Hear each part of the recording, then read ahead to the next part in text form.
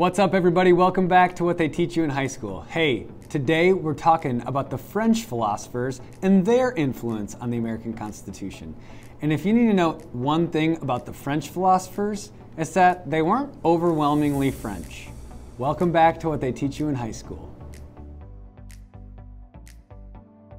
Hey, so today we're going to explore Charles Montesquieu and Jean-Jacques Rousseau. We're going to look at their explanation of the state of nature and the state of war, and then we're going to use some of their big ideas to apply them to what we see our United States government look like today.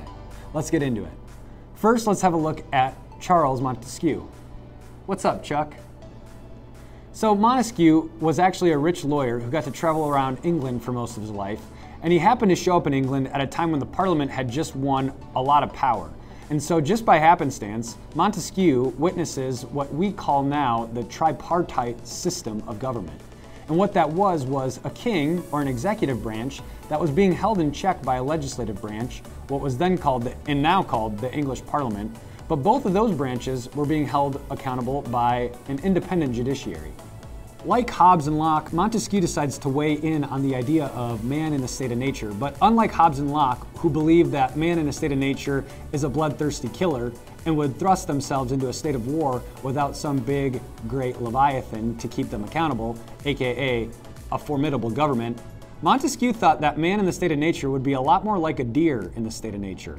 At the single snap of a twig, we're off, just like a deer.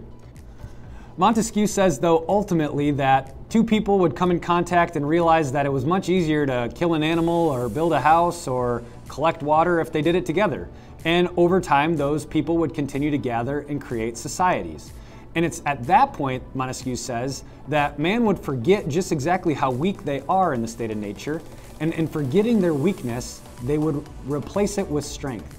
And that strength, that false sense of strength, would prompt man to be violent towards one another. In this instance, it would be society that would thrust humans into the state of war. And therefore, we need governments to create laws to keep ourselves from killing one another. Next, we got to take a look at Jean-Jacques Rousseau. And he is claimed to be a French philosopher, but he was actually born in Switzerland and then traveled a bunch in France. So hence the reason that these French philosophers aren't altogether that French. But Jean-Jacques Rousseau has an even hotter take on the whole state of nature idea. He suggests that Hobbes didn't go back far enough in time to examine man in the true state of nature. And like Montesquieu, Jean-Jacques Rousseau believes that man in the state of nature is a man at peace. In fact, he paints a picture of a man sitting under an apple tree next to a river, eating an apple and drinking from the stream. Kinda nice. Rousseau argues, like Montesquieu, that if you just examine other beasts in nature, you'll notice that no beasts are just running around killing other animals indiscriminately for no reason. And listen, I understand that Kodiak grizzly bears occasionally do go on killing sprees, but in my defense, Jean-Jacques Rousseau probably did not know that Kodiak grizzlies go on random killing sprees. Instead, Rousseau argues that the great weaknesses that man faces are infancy, old age, and illness. And it's those things that we really ought to be afraid of. Like Montesquieu, who believed that man in the state of nature was at peace, but man in the state of society was man in the state of war, Rousseau agreed, and therefore agreed that laws and governments should be formed. In fact, Rousseau says about forming governments this: "The body politic, taken individually, can be considered as an organized living body and similar to that of a man. The sovereign power represents the head, the laws and customs are the brain, the center of the nervous system and seat of the understanding, the will, and the senses, of which the judges and magistrates are the organs. Commerce, industry, and agriculture are the mouth and stomach, which prepare the common subsistence. Public finances are the blood that a wise economy, performing the functions of the heart, sends back to distribute nourishment and life throughout the body. The citizens are the body, and members which make the machine move, live, and work, and which cannot be injured in any way without a painful sensation being transmitted right to the brain if the animal is in a state of good health." Essentially what Rousseau is saying is that a majority of a man is their body, just like a majority of a society are its people.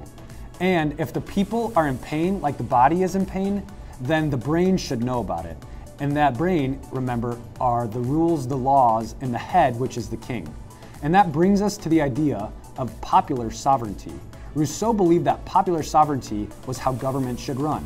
A majority of the people should be pleased or unaffected by the rules and the laws of government. So what's the point? Well, if we compare our English philosophers to our French philosophers, we see some seriously different opinions. First, our English philosophers believe that man in the state of nature is man at war, and in fact, coming together brings man to peace. Whereas our French philosophers believe that man in the state of nature is a man at peace, and only in coming together do we see man thrust into a state of constant war. Hey, I hope you've been enjoying what you've been learning here on What They Teach You in High School. Make sure to like, subscribe, hit the little bell button so you know I'm coming next time. Please tell all your friends about what it is you're learning here on What They Teach You in High School. Go ahead and leave a comment down below. Who do you think is right? Hobbes and Locke, our English philosophers, or is it Montesquieu and Rousseau, our French philosophers? Or if you have your own life philosophy, post it in the comments. I'd love to read about it. Hey, until next time, we'll see ya on What They Teach You in High School.